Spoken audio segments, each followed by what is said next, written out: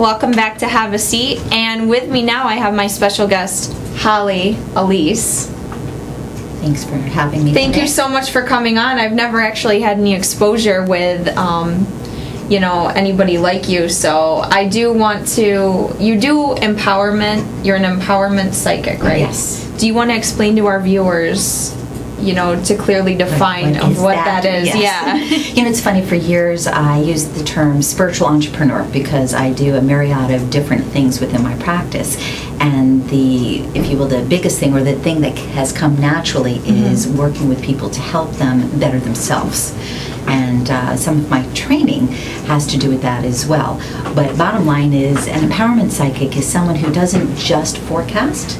It is someone who takes a look at the individual they're dealing with and helps them actually see their life in a better way so they can make positive changes and not only look at their future, but make a difference in their future.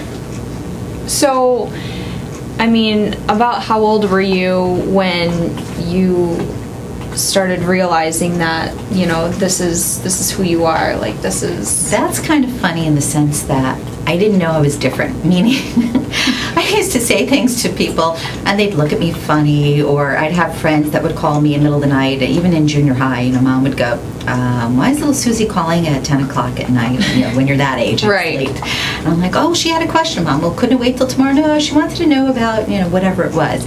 But people just automatically gravitate to me. And it wasn't until I was maybe 14, 15 that I realized not everybody's doing the same thing. Not everybody's having dreams and they're coming true. Not everybody has a feeling about something and it happens. Not everybody is saying things about what's taking place and then all of a sudden it actually takes place. I've been doing it since I could speak. And my mom has very funny stories. There's one that I do the psychic gallery once a month where I have people come in and I do some stress management and I teach them how to literally empower themselves and become more connected with their innate abilities, and then I do psychic readings. And I sometimes tell funny stories. So one of the stories I told recently was about this hamster. I had woken up and I went, Mom, I'm getting a hamster today. And she says, no, you're not. And it's funny because I just did a little blip thing on YouTube about this, so it's kind of funny that I'm thinking about it, but it's been fresh in my mind. But I said, yes, I am. No, you're not. Go to school. Okay, so I get dressed and I go to school. And this kid comes over and goes, my mommy says I can't have this. Here. And hands me a cage with a hamster and the food and the wheel. And of course I go home and I go, Mom, I have a hamster. And she goes, what? I said, I told you I was getting a hamster. She's like, great. What do I do with this? We have to keep it clean. Okay, we'll do. So she let you keep it? Oh yeah, I ended up with about 30 hamsters by the time I was done. I don't know if you remember the habitats. They had these like little plastic hoses that attached to wheels and cages and just went on and on. Well, you get 2 hamsters, they procreate really fast, and I think it's all at 16 days. Next thing you know, you have lots of babies, and if you keep going, you basically have your own farm of hamsters. Also, lucky you got the male and the female. Well, started out with the female from school, and then I went to a pet shop. I'm like, oh, wouldn't it be nice to have babies? Mom didn't know about that till afterwards. Oh, yeah, I can only imagine. It's kind of funny. There's all sorts of stories like that, as far as, just funny things, or I had to crack up because we were talking earlier, you and I, about Facebook, before we got on camera. Oh, yeah. It seems to be so popular today, and it is the way to connect. And there's a gal that I knew from high school who sent me a note, and she put it on the wall saying, I have a funny story about Halley for those of you who don't really know her. I think we were maybe 16 or 17, and she was visiting a friend, and she hit her head on a pool on like the side when she dove in, and I was somewhere else, and immediately I'm like, oh boy, she's in trouble. I call her mom, I'm like, where is she? She needs to go to the hospital. And her mother's like, I hate you. I'm like, don't hate me, just go take care of it. So she gets up the phone, and her kid is in the hospital. She gets a call from somebody else who she was with saying she hit her head on the pool, and it was just one of these things because she said, the girl who was writing the message said, when I went to post it, or when I went to call Mom, I couldn't get through because you were already on the phone with her. Wow. Yeah, so stuff like that, it's funny, haha, but not funny. Funny now, wasn't funny when she was actually injured. But there is a lot like that. Coming out with stuff about oil companies I had 2 and 3 years old, which I would have no knowledge of whatsoever, but my father's always been in the automotive business in one way or another. And he'd have a meeting, and I'd walk in and go, blah, blah, blah. And they'd just turn around and look at me. Okay, she must have heard something. And they'd go back to their conversation. But they were things that I just, normally a 2-year-old or a 3-year-old first starting to talk wouldn't have that in their vocabulary or even in the context of their mind. So, is it something just you were born with, or do you think it's kind of in the family? I know it's in the family in funny ways. My mom will never say she's psychic, but she'll say, you dream once in a while, and it comes true. Like, that's good, Mom. You dream every night, you just don't remember all the time, but every time she does remember a dream, it comes to fruition. My grandmother, her mother, was funny, because I'll give you an example. I had a flat tire, and then went home, and the phone's ringing, and I pick up, I'm like, hi, Nana. She's, how's the car? Are you okay? Like, yeah, fine, just a flat tire, just got in, not a big deal, and again, she would never say the word psychic, because our background is Judaism, and there's a whole stigma attached to different religions, what psychic actually means. And, is it voodoo, and is it witchcraft, and is it, something evil? It's not. Everybody on the face of the planet is born with intuition. You just call it different things, gut instincts, or mother's intuition, or I just knew that. I just had a funny feeling about it. I mean, everybody has those experiences, and children come to this world more awake, more aware, and then they get busy with other things. And some, I see it, there's, if you will, a corollary to somebody who is, let's say, a concert pianist, and they come into this world, and they've never had a lesson, and they sit down to the piano, and they just hear music, and they start to play.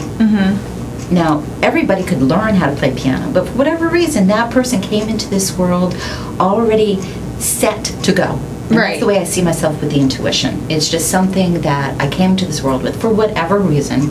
And you were chosen. And I have it, but everybody has it. And the interesting, though, about bloodlines and whatnot, it seems that throughout history, people that have parents, grandparents, great-grandparents that had some form of intuition tend to follow suit.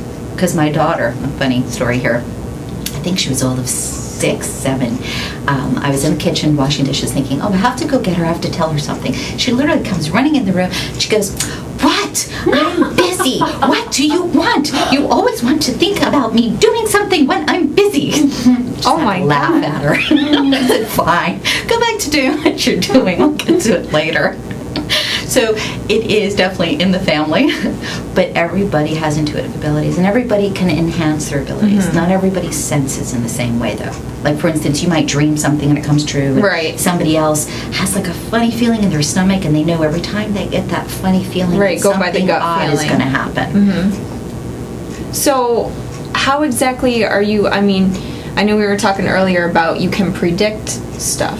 How does that work? Yeah, how does it, because, just like, say by looking at me, what can you predict, or like, kind of... Do you want to know how, or you want to just know what? Or both? Yeah, what? She's more interested in like, we don't know each other, but I guess... Okay, so one of the things that I can tell about you right off the bat is you're hypersensitive. You are one of these people that if there's a movie that you watch that's touching, you're definitely crying. You should bring the box of tissues. When it comes to small animals, when it comes to children, if you see any of them being harmed in any way, shape, or form, all of a sudden you are like Mother Lion. You go from Miss Smile to, hey, get out of there, I'm protecting, I'm taking care of. There's that part of you that definitely looks out for those that are either in a lesser capacity or that are in trouble, but specifically children and animals, you definitely have an affinity to them. When it comes to romance, you're funny. If you're in the mood, that's great. If you're not, it's kind of like, go away. Some people, like, they always have to be on. You're kind of like, yeah, I'm just not in the mood, sweetheart. I'll talk to you later. And that's funny, too, because you haven't been, we'll say, in that arena for that long, meaning you're not 60. It's just your temperament's kind of like, you take stock in where you're at in that moment. If you're feeling a certain way, you don't just bend to make somebody else comfortable. And that's not just in the romance department, but that's, I see, in your world. In other words, if you have friends that want to go, let's say, to the steak place, and you really felt like a veggie burger, which really isn't your thing, but if that's what you wanted, you'd be insistent on, well, if we go to the steak place, then we have to go to the veggie place, or we have to do one and then do the other. But it wouldn't be just a matter of, no, we're not doing it that way, or we have to do it your way. It's like you definitely stick to your guns. Mm-hmm. Okay. Sensitivities as far as physical, definitely not a physician by any means, but I sense energies. You've got something going on with the lower back. To me, it's more of an ache on occasion than it is anything else, but it feels like it has to do with the need to stretch more, and you get busy and you don't really pay attention. So it might be a wise thing, like cats and dogs, they get up in the morning and they just kind of stretch before they even move. It would really help you if you did that. The other thing is I get occasional tension headaches, and when the barometric pressure changes, like there's a storm coming, also you get like a tension headache that seems to come up, which is really uncomfortable. With that, believe it or not, doing some breath work would really help. So is that okay? You want more? That's so interesting. I've never had any kind of encounter with anything like that, so I just think it's so cool. I really do, and it's great.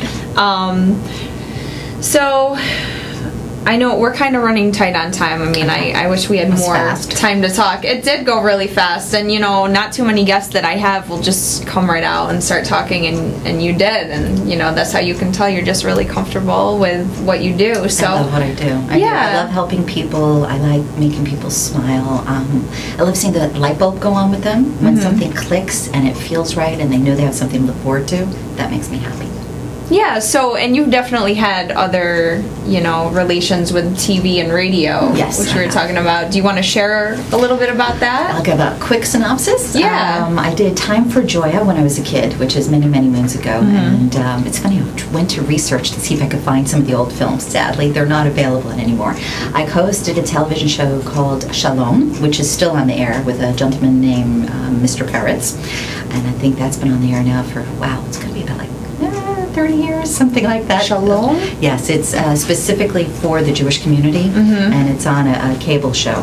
But I co-hosted that. I've been on several different talk shows because I have a couple of books out. So I was flown, for instance, to Texas to be on a show, and I was flown to New York to be on a show. What else is first TV? As a kid, I did commercials.